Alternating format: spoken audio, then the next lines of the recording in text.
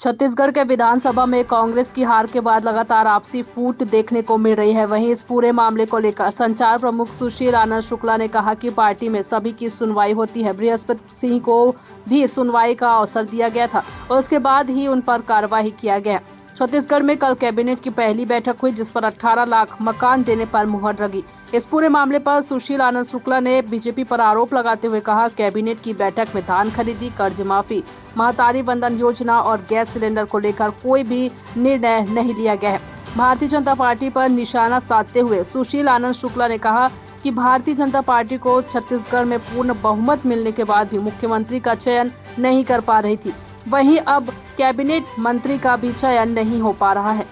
पूर्ण बहुमत मिलने के बाद भी भारतीय जनता पार्टी मुख्यमंत्री के नाम का चयन नहीं कर पा रही थी। अब मंत्रिमंडल के सदस्यों के नाम का चयन नहीं हो पा रहा है। इसके पीछे कारण यह है कि वरिष्ठ नेताओं की उपेक्षा की गई है।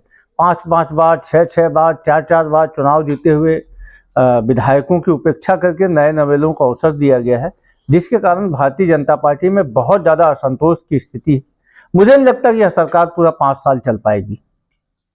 देखिए, पार्टी में सभी की सुनवाई होती है। बृहस्पति सिंह जी को भी पार्टी ने अवसर दिया था, उनकी बात सुनी गई, उसके बाद ही उनके ऊपर कार्रवाई हुई है। निश्चित तौर पे उनका ये अधिकार है कि वे जाके आलाकमान के समक्ष अपनी बात रखें। कांग्रेस पार्टी में तो पूरी तरीके से सारी प्रक्रियाएं लोकतांत्रिक तरीके से होती हैं।